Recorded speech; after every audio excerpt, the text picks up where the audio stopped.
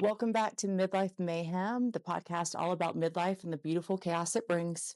I'm Kim Branham, RN, BSN, and owner of Thin Space Wellness, co-owner of Thin Space Wellness. You can have it, honey.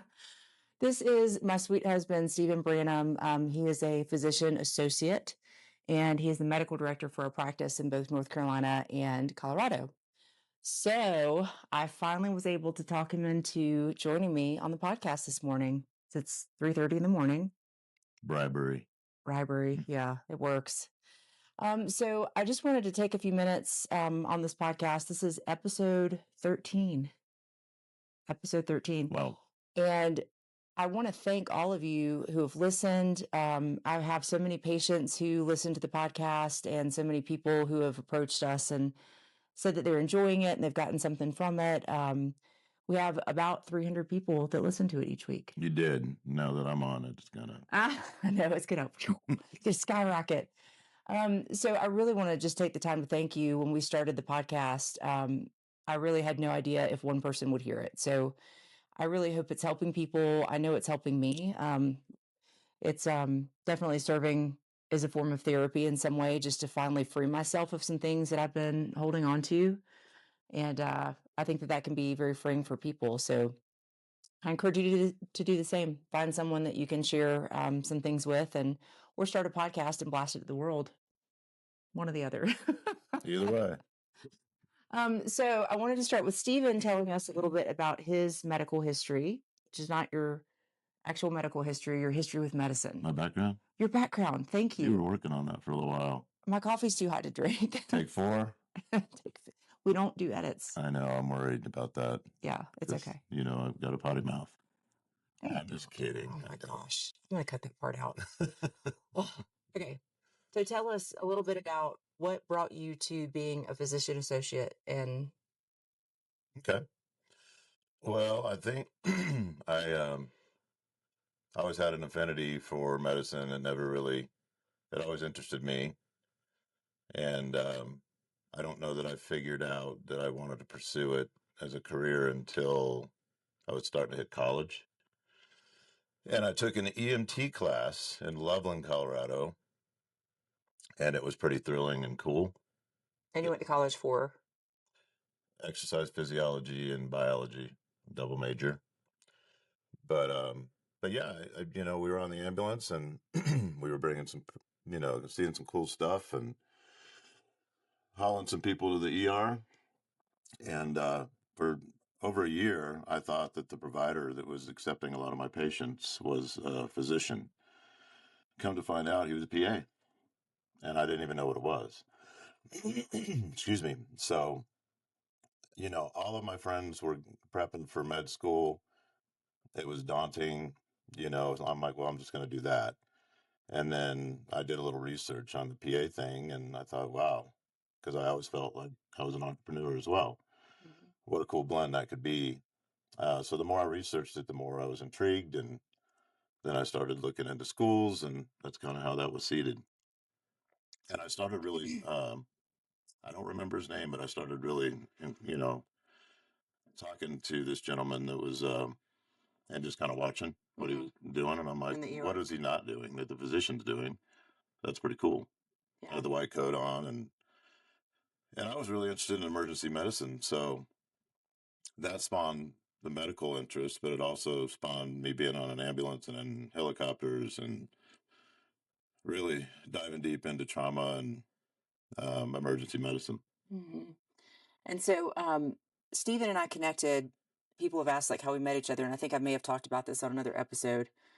Not that I was talking about you, but so he's from Fort Collins, which he said, and went to CU Boulder for college, and came out to the East Coast where we connected to go to Wake Forest University, which is where you got your physician's associate. Yeah, it used to be called Bowman Gray School of Medicine. Oh, yeah. And they did a little name change. So yeah. So what landed you at Wake Forest versus any other PA school?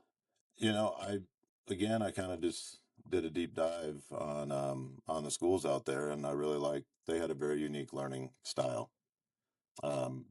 Very group oriented, like interactions with people, which I like. it's kind of crazy. You would actually take these big exams as an individual, and then you would break out into groups, and you would discuss it all, and then you would take an exam and get graded, not as heavily graded, like in a group setting. That's cool. Yeah. So, and then one thing I really liked about Wake Forest was they allowed you to set up your own kind of residencies where you're going out for 6 weeks, at a time, and at different parts of the country.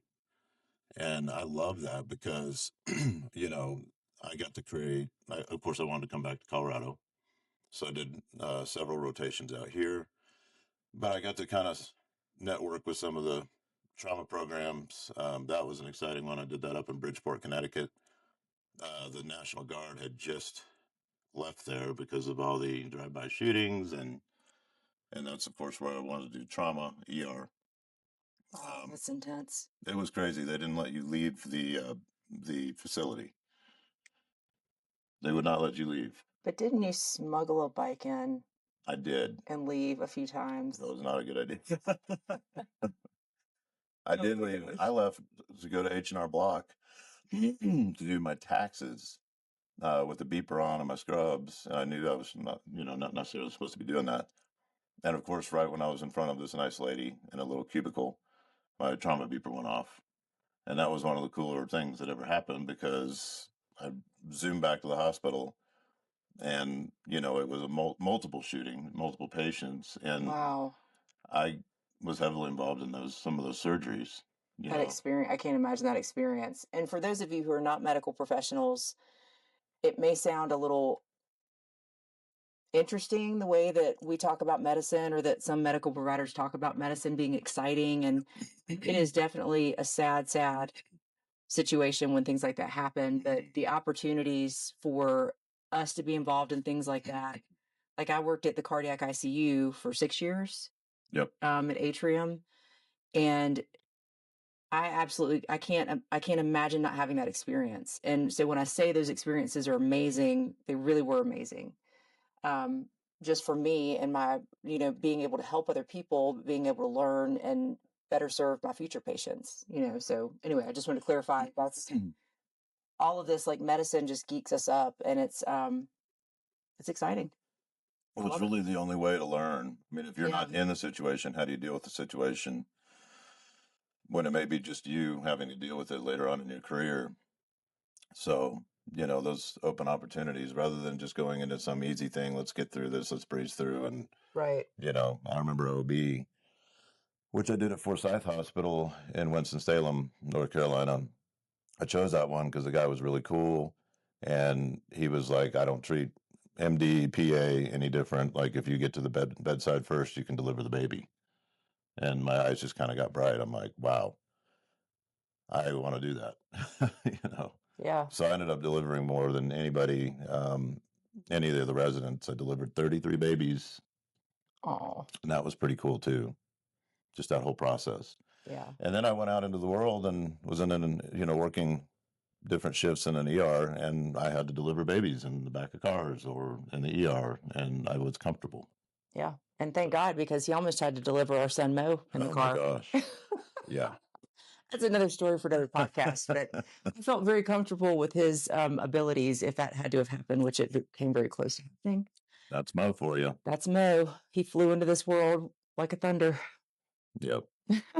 He's awesome. And so how did you land? Because at this point, you've been at Ortho Carolina, which is an orthopedic practice, for 25 years. So we do make our time. We split our time between Colorado and North Carolina with our medical practice, which we'll talk about in a minute. But you've still been able to maintain that relationship with Ortho Carolina. Mm-hmm. And so he works several days a month at Ortho Carolina.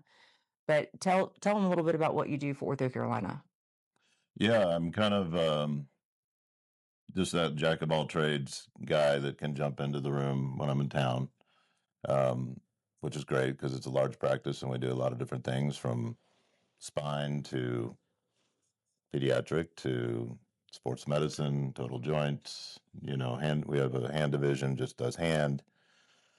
And they're all just different skills. And they were gracious enough to let me float around and help all these guys. So when I never know what I'm going to get when I'm in town. It's just kind of fun.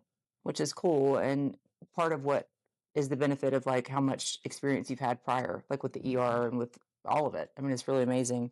Well, and ironically, I had an orthopedic injury that ended my career in emergency medicine, and I'm fine. But it took me out for a couple of months, and then Fran and I, who had already been friends, they'd already been kind of luring me because I had to call them anytime I had orthopedic trauma. I would go to them, so I already knew a lot of the different surgeons. In fact, one of them did my Achilles tendon rupture, and I just called him on the phone. I'm like, okay, I was playing basketball. You Yeah, work with some great people. yeah. You really do. Yeah, he didn't even see me. He's just like, just don't eat after midnight. I'll fix it in the morning. Yeah. But I was out for 6 weeks and did a career change. That's very cool. And in this whole thing, okay, so I think I talked about this on another podcast about how you and I connected, right? So I think I told that story. Did you hear that one? Which one was what was it entitled? You haven't heard all my I podcasts? think the only one that I haven't heard I'm is just kidding. narcissism. I might need to listen to that. Okay, well, this might be a long day. I'm just kidding. Um, but no, there was one episode that I did about how you and I reconnected and that my friend put me on Match. Oh yes, I did hear that. And he was on Match.com and his scrub pictures. And I was like, this guy's just full of it. Just, I really did not believe that you were in medicine. So, but come to find out he was, and he has this amazing history with medicine. But the other side of him, which is what I knew, was Party Bus Steve. Mm.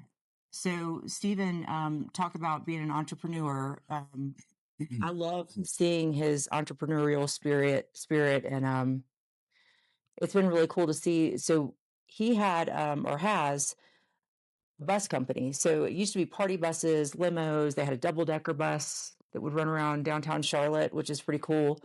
Now they've kind of all grown up, quite literally, right? For the most part. So he and his business partner have kind of grown to a new place where they started getting college campus contracts. So they're nationwide, which is awesome. So the buses just take kids to and from their campus classes and back to their apartments, and they're hired by the apartment complexes, which is really cool. So it started in Charlotte. It's like everywhere now. Arizona. Yeah, I'm trying to think all the locations, but anyway, it's been a really cool venture to see him do that. And then he also owns the Carolina Grace yacht that's on Lake Norman. So it's a 100-foot yacht charter boat that I started with them. That's another whole nother story. But I started helping them for a little bit because I had a flexible nursing job and loved it. Learned a ton about event planning and managing a company, and um, that was a very cool time of our lives to get to work together in that way. And I think that started, in my brain, us wanting to work together and that we really enjoyed like coming up with ideas and being creative. So fast forward and go through a couple of different things that we tinkered in. And I taught middle and high school chorus, which is another story. I think I may have mentioned that, but did that for 6 years in between working at the hospital and starting our company. I've always been a weight loss coach. I mean, it's been 15, 16 years I've been doing that. But starting Thin Space Wellness with you I just feel complete. Like I loved every step of my way and every step of my journey. And I feel like it served me well when I was there, but I knew when it was time to do something different. Um, Teaching at the middle and high school with those kids was one of the best times of my life. I mean, amazing. Our 2 older boys went to school there, so I got to teach them. I miss those kids so much. I really do. And I can't pinpoint like why it was time to leave. I do I do remember the program growing so much that I was going to need to go full time, and I couldn't do that because there were so many other things with our company growing that I needed to do. But anyway, this is about you. Sorry. Well, the leadership changed at the school, and yeah, they're wanting more from you, and we were starting to fire up some thoughts on helping people and forming a practice, and didn't that all kind of come to fruition around my mom's illness? Yep, it sure did. So, all right. So let's see. We can go in like several different directions here because I don't want to make this way too long. However, let's start talking about Thin Space Wellness, and then we're going to pause game and then we'll do another podcast about what thin space wellness is, or maybe it should just be one and the same. Yeah. What's our time looking like? Yeah, we're at 15 minutes. So why don't we talk about how thin space wellness came to be? And then we'll continue the conversation as a part 2. We'll do a part 2 to this one so it's not too long for people to listen to. Well, I think I pulled you into that world a little bit as far as the aesthetic side. Oh, yeah. Talk about that. That's part of your history. So I have a friend. We didn't actually go to graduate together, but I have a friend who has an aesthetic practice about 45 minutes away. And she is a workaholic. She's brilliant. And I knew her through Debbie, my business partner's wife. And I just the question got popped, as far as like, would you be willing to learn how to like do aesthetics? Because she was going on a mission trip for like a month, right? She was. Like, she does some amazing things. And for her church. Yeah. And she didn't take time off, and so there was no one to cover her. Well, Todd, I think, came in, but he was working for a different practice. But anyway, I love a new challenge and didn't know anything about it. So next thing I know, I had all these reps lined up, and she was just quickly trying to, run me through aesthetics, Botox. I'm like, okay. So there was a lot of learning, and then she was off, and her practice did everything. I mean, she was doing women's health, and you'd come in with the flu, and she'd treat you. But I said, well, just keep me in that lane. I'll do your injections. I'll do your weight loss, and I'll just take some time off of North Carolina and come up while you're gone. That's really cool. So I learned a lot. You stayed after that experience. You stayed there, and you were kind of part-time for a little bit. Mm-hmm. COVID hit and kind of changed some things. And I feel like that's when COVID hit, that's kind of when we had the time to really process through creating thin space wellness, what we wanted it to be. And my side of aesthetics, like I've always loved wellness. I mean, obviously, like I absolutely love wellness. I love helping people feel the best they can to get unstuck, to get to a healthy weight, to get to a place where they feel like they're the most well that they can be, if that makes sense. So it's always been my passion. And when Stephen was working part-time up at the other clinic, they needed models, and duh, who's going to go up? I will. So I learned all about Botox and fillers and all the things, and loved learning about the things that they were doing. And so I wanted to inject myself, not myself, but inject as an injector. I do inject myself sometimes. I'll tell you about it. But I've done it too. oh, sneak in a little Botox here and there. That mirror in the shower works really well. Really? Yeah. For injections? Yeah. Oh, Yep. Yeah. Try that sometime. Anyway. But yeah, so that's kind of where our passion for the aesthetic side came from. And, the wellness side has always been there, I think, for both of us, starting with exercise, kinesiology in college, and loving learning about the human body and being able to help people. I mean, I think is the gist of what he and I both had passions about in life. Well, and I learned a lot from you, through your Ironman training and, just the dietary stuff that you were focused with, because you had some issues with your body doing those intense workouts. So you modified your diet a lot with your coach. Mm-hmm. And then I would jump on different trains with you with keto or whatever. And we kind of explored all of those realms of dietary change and what it does with your body. And which led to the functional medicine path that we've taken, where we really dive into nutrition and what you're putting into your body before we even start looking at medicines. Mm-hmm. Because food is medicine, right? So the number one. Doing elimination diets with people, with ourselves. And this is okay. I'll talk about this just because I do have a colonoscopy scheduled for next Tuesday, which I'm sure I'll talk about at some point. But when I was training for Ironman, what he's referring to is I had some major GI distress that every time I would run a marathon at mile 20, I'd have to find a porta-john, and to not be graphic, I would be on the porta-john for a very long time, and there was some blood involved, a lot of blood. So I had some GI distress, and they diagnosed me eventually having ischemic colitis, which is from oxygen not getting to your intestines while you're doing endurance exercises. So when I started training for the Ironman, I was talking with my coach about it. He was like, "Oh, let's put you on the paleo diet." And I was like, "Oh, okay." I knew what the paleo diet was. I dabbled in it before, but I had not had an issue since then. Ironman, I went through and I completely changed my fuel for the race, but I didn't have one issue in Ironman. Didn't you fuel a marathon with hot tamales at one point in time? The New York City Marathon, that was my sister-in-law and I did the marathon together, and she had read that one of the like #1 runners in the world uses hot tamales. Oh my God. And that was one of the worst episodes on the Porta John. Oh. Believe it or not, I will never do that again. Oh my gosh. Anyway, but so we do things that are hard on our body, and you have to support your body with what it needs. So I've learned through all of our experiments on ourselves with nutrition, I don't handle dairy well. Do I still eat dairy sometimes? Yes. I just know I'm going to feel a little bloated, have a little indigestion. But doing these dietary challenges with yourself and figuring out what works for your body is one of the things that I love that we do, because it can change people's lives. Gluten intolerances, dairy. I mean, there's so many that affect people and they don't even realize what's causing their inflammation, causing their diet or their GI distress.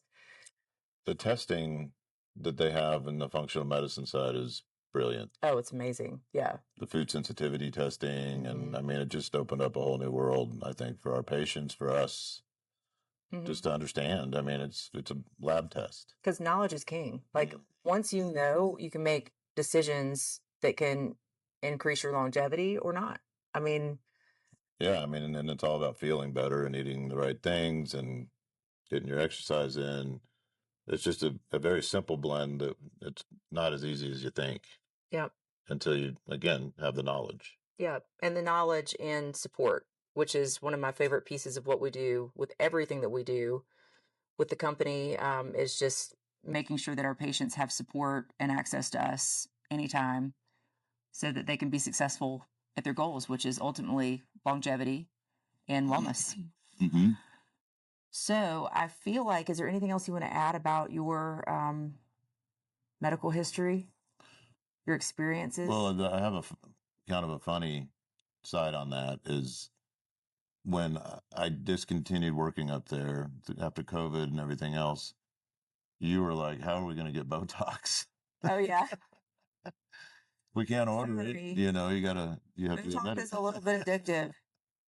Botox is amazing. It's like the gateway drug to just like knowing what's possible. And I think people are scared of Botox, but if you've never tried Botox, I highly suggest you try it once and just experience what it can do. It's amazing.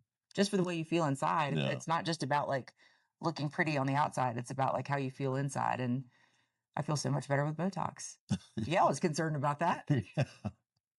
We needed to get our stuff. But anyway, so yeah, I think that's pretty much the simplified version of wanting to help people be able to just not just work independently together. Yeah. And doing something we both love and Yeah. wanted to explore at a deeper level.